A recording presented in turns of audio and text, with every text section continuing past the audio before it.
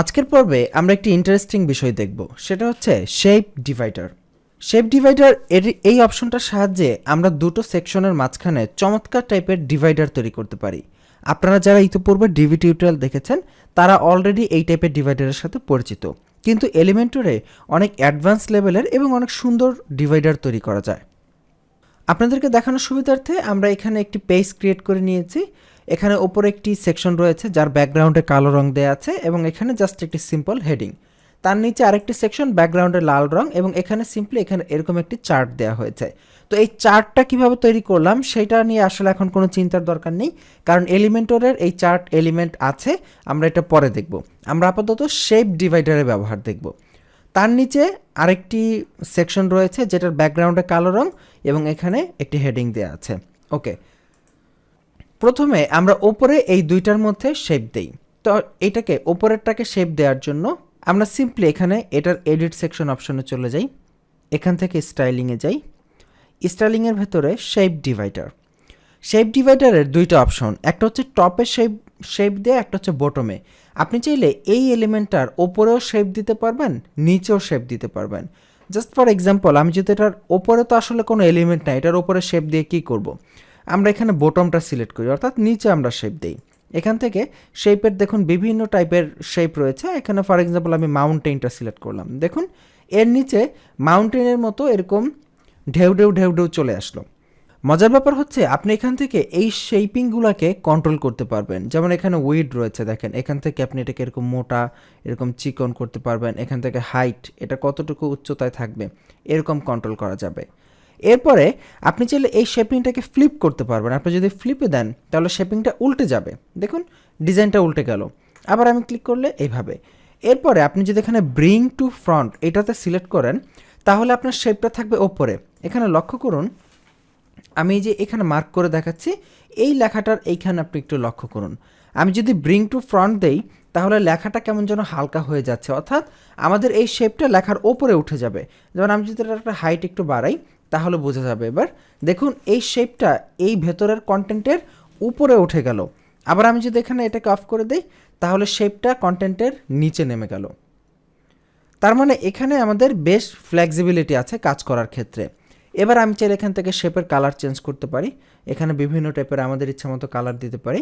নিচে যেই কালার আছে এটার সাথে যদি আমি মিলিয়ে কালার দিই তাহলে দেখবেন এটা দেখতে একেবারেই অন্যরকম হয়ে যাবে।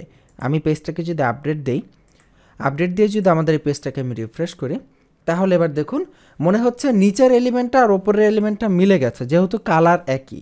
এবং মনে হচ্ছে এখানে একটা মাউন্টেন আছে, মাউন্টেনের মধ্যে এই লেখাটা। আপনি এই ডিজাইনটা প্রয়োগ করে বিভিন্ন টাইপের সুন্দর সুন্দর ইফেক্ট তৈরি করতে পারেন।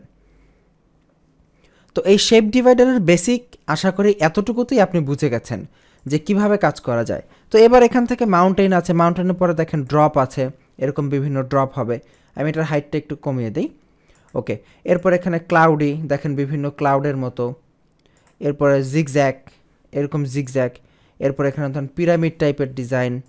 এরপরে দেখেন ট্রায়াঙ্গেল, এখানে ত্রিভুজের মতো এরকম। দেখেন অনেক ওয়েবসাইটে কিন্তু আপনি এরকম দেখে থাকবেন যে এইরকম একটা শেপ উপরে ওঠে আবার নিচে নামে।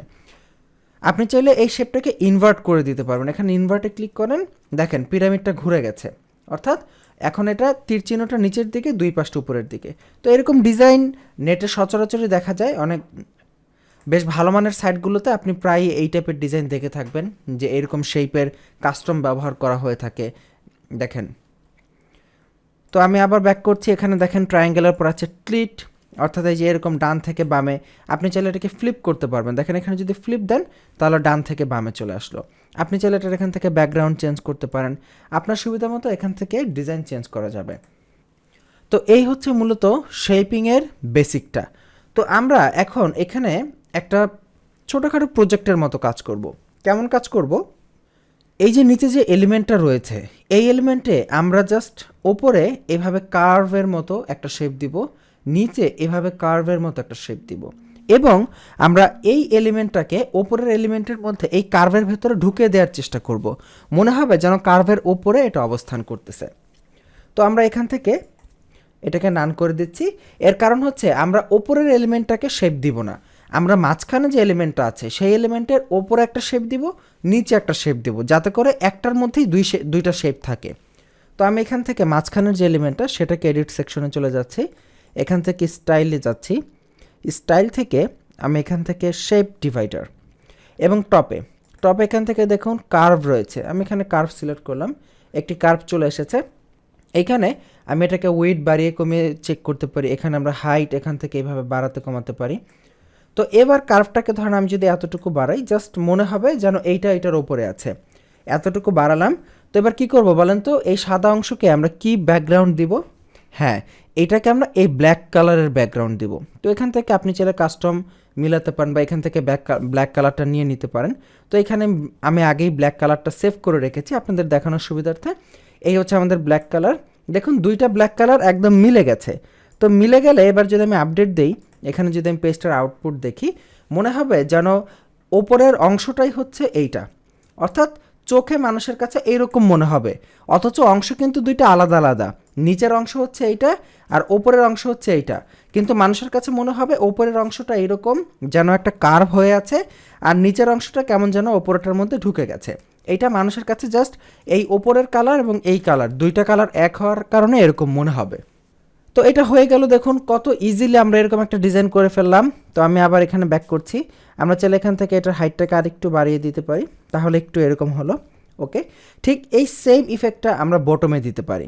তো এখানে দেখুন আমরা এখান থেকে, আচ্ছা আপনি আরেকটু দেখিয়ে নেই, এখানে আপনি যদি চান এই শেপটাকে ফ্রন্টে নিয়ে আসতে পারেন, যেমন যদি ব্রিং টু ফ্রন্ট দেন তাহলে দেখবেন এই শেপটা এই এলিমেন্টের ওপরে উঠে গেছে। তো অ্যাকচুয়ালি এটা তো আমরা চাচ্ছি না এখন কনটেক্সটের সাথে, যদি কখনো প্রয়োজন হয় আপনারা এরকম করে নিতে পারেন। তো আমি এটা নো করে দিচ্ছি। ইভেন আপনি এটাকে চাইলে ইনভার্ট করে দিতে পারেন, অর্থাৎ আপনার ডিজাইনটা এরকম ঘুরে যাবে, ওপরের দিক থেকে বাঁকা হয়ে যাবে। যেমন আপনি যদি এবার একটু দেখেন, দেখুন এইরকম দেখাবে ওপর দিকে। আপনি চাইলে এরকম ডিজাইনও এখান থেকে জেনারেট করতে পারেন। তো আমি ইনভার্টটা কেটে দিচ্ছি। এরপরে বটমে ঠিক একইভাবে আমাদের কার্ভ করতে হবে। আমি এখান থেকে কার্ভকে সিলেক্ট করছি, হয়ে গেল। এখান থেকে উইডটা আর একটু বাড়িয়ে দিই, এখানে হাইটটা একটু বাড়াই।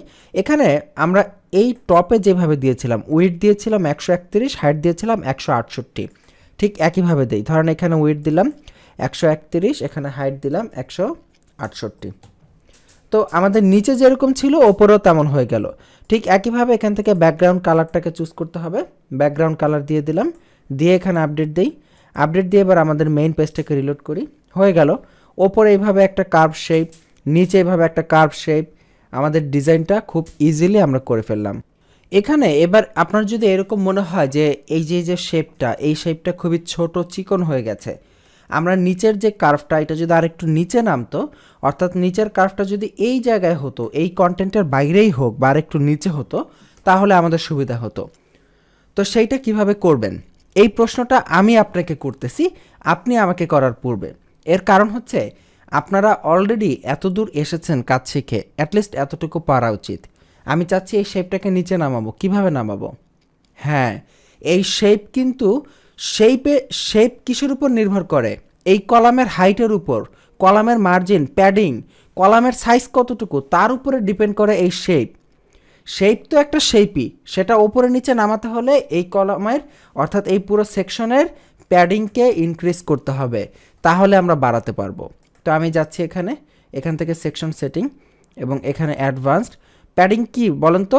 প্যাডিং আমরা কি দিব? অলরেডি এটার প্যাডিং দেওয়া আছে চারোদিকে, প্যাডিং বটম বাড়াতে হবে। আমি এটাকে আনলিঙ্ক করতেছি, প্যাডিং ধরেন এখানে 10 দিলাম, 10-এর পরিবর্তে 11 দিই।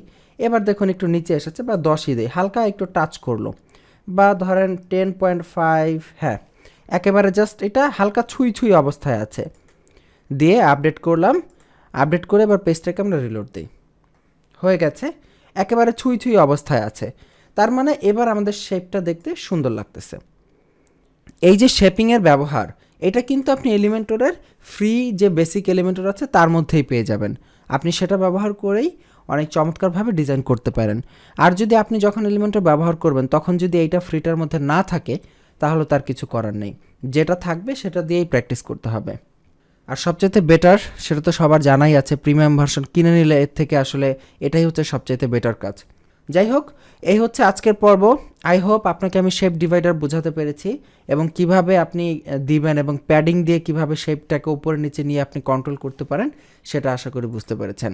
এই পর্ব এই পর্যন্তই, আগামী পর্বের আমন্ত্রণ জানাচ্ছি। অবশ্যই বাসায় প্র্যাকটিস করে ফেলবেন। বুঝতে কোথাও কোনো সমস্যা হলে আমাদেরকে জানাবেন। ভালো থাকবেন। আল্লাহ হাফিজ।